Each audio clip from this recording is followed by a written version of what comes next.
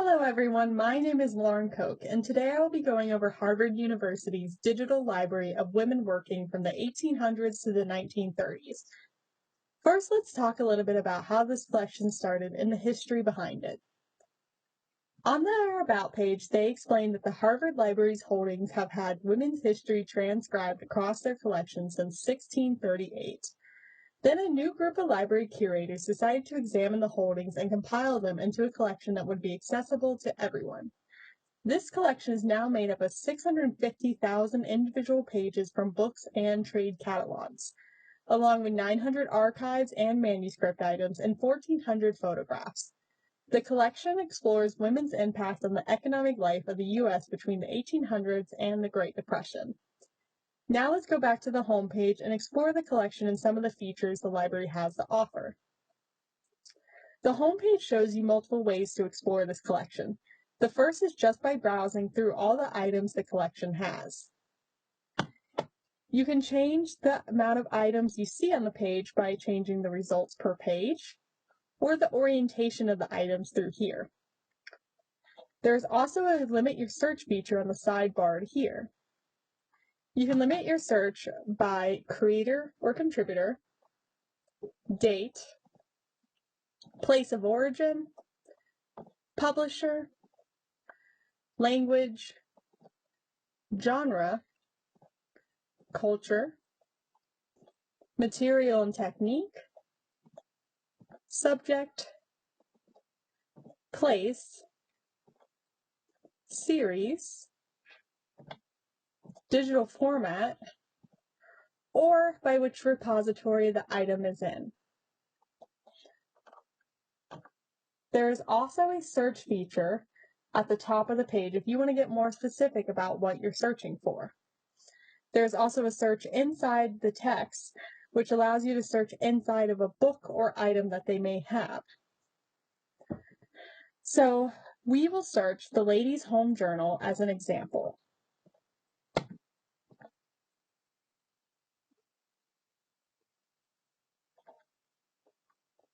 As you can see, the Ladies' Home Journal that I'm looking for is down here. We're going to click on the item.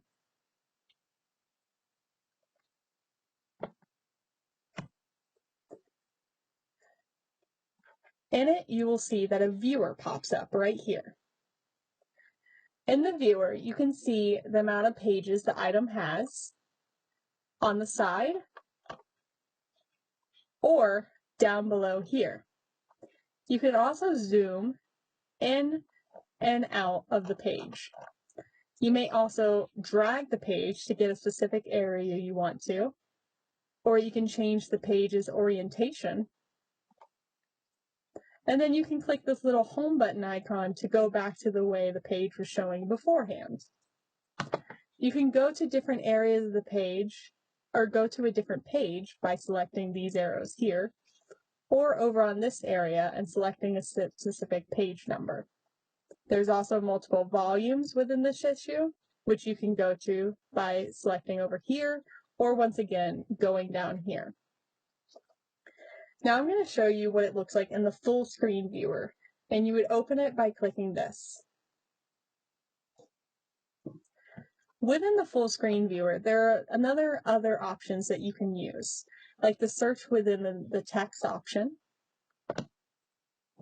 You can also view the text only option, which allows you to see the text in a more readable format in case you can't read the text on the picture. There's also a print and save option, which allows you to print the document or save it into a PDF. There's also a cite option, which gives you the citation for the item. There's a related links option, which shows you the related links to this item. And there's a help option, which allows you to get more, if you have any question about how the viewer works, they have a whole fact page on it. There's also, it shows you how to download it in a certain pixel format here. You can also share a link to this page. It also shows you image view, book view, scroll view, or gallery view of the pages. And then there's view information and metadata about this object. There's also a jump to where you can jump to the specific page you would like to use. You can also toggle the side panel if you don't want to see the side panel. And it also, you can new object this here.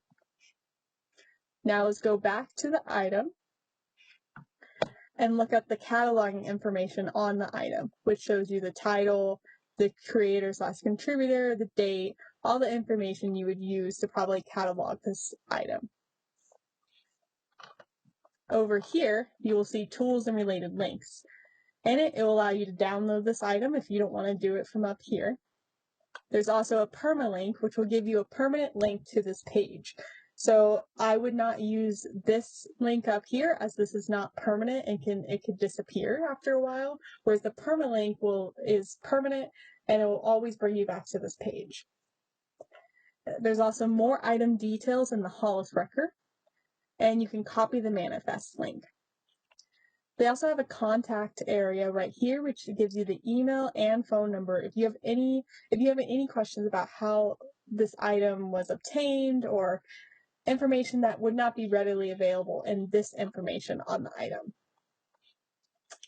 Now let's go back to the home page.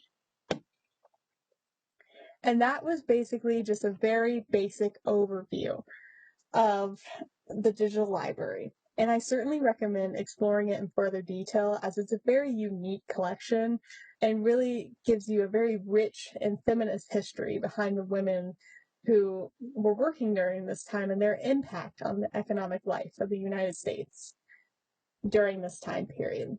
So yeah, thank you for watching, and I hope you learned something and you use this library in your own curiosity.